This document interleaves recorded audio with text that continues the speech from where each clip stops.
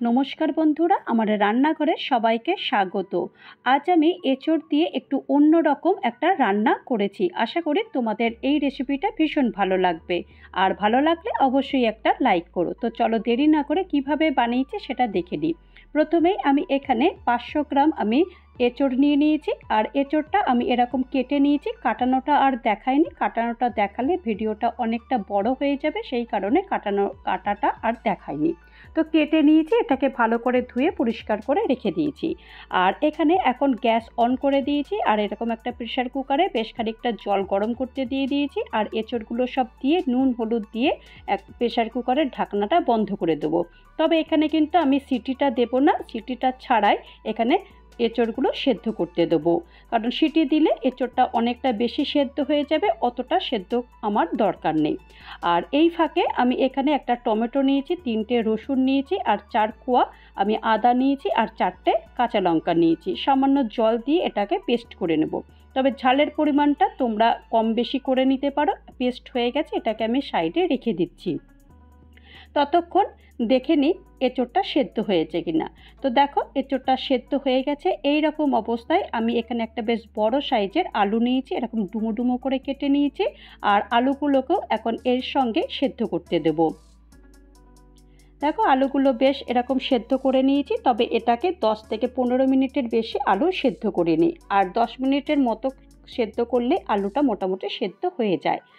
আর এখন আবারও gas on করে দিয়েছি, আর গ্যাসে কড়াই বসিয়ে দিয়েছি। আর এখানে 4 টেবিল চামচ তেল গরম করতে দিয়ে দিয়েছি। আর এখানে আমি একটা দারচিনি, 2টো এলাচ, 2টো লবঙ্গ, আর একটা তেজপাতা, আর হাফ চামচ জিরে ফোড়ন দিয়ে দিয়েছি।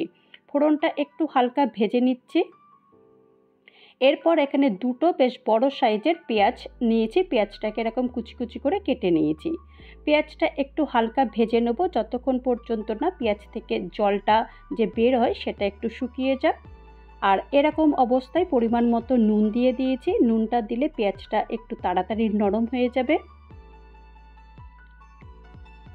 পেঁয়াজটা নেড়ে চেড়ে দিয়েছি। আর এখন যে মশলাটা পেস্ট করে রেখেছিলাম সেই মশলাটা দিয়ে দিয়েছি, আর হাফ চামচ হলুদ গুঁড়ো দিয়ে দিয়েছি। মশলাটা এরকম হালকা হালকা করে এরকম নেড়ে এটাকে বেশ ভালো করে এটাকে কষিয়ে নেব। এখন আমি 1 চামচ জিরের গুঁড়ো দিয়েছি, 1 চামচ কাশ্মীরি লাল লঙ্কার গুঁড়ো দিয়েছি। কাশ্মীরি লাল লঙ্কার গুঁড়ো দিলে বেশ রঙটা কিন্তু খুব সুন্দর আসে, আর দেখতেও কিন্তু ভীষণ ভালো হয়। আর এখন আমি 1 চামচ চিনি দিয়েছি। চিনি দেওয়ার পর আরেকবার একটু ভালো করে এটাকে কষিয়ে নিয়েছি। কষাতে কষাতে দেখো তেলটা কিন্তু বেশ বেরিয়ে গেছে। আর এরকমই ভালো করে কষালে তেলটা অটোমেটিক্যালি বেরিয়ে যাবে। আর দেখো তেলটাও কিন্তু বেরিয়ে গেছে। আর এই রকম অবস্থায় আমি যে সেদ্ধ করে রেখেছিলাম আলু, সেই আলুগুলো দিয়ে দেবো। আলুগুলো দেওয়ার পর আলুগুলোর সঙ্গেও আরেকবার ভালো করে এটাকে নেড়ে দেবো। এখন আমি সেদ্ধ করে রাখা এঁচোড় সেগুলোও দিয়ে দেব। আর আলু আর এঁচোড় ভালো করে আরেকবার মিশিয়ে দেব।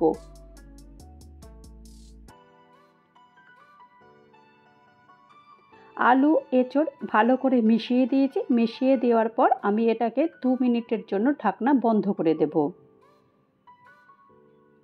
2 মিনিট পর ঢাকনা খুলে আরেকবার একটু নেড়ে দেব। নেড়ে দেওয়ার পর আমি এখন পরিমাণ মতো জল দেব।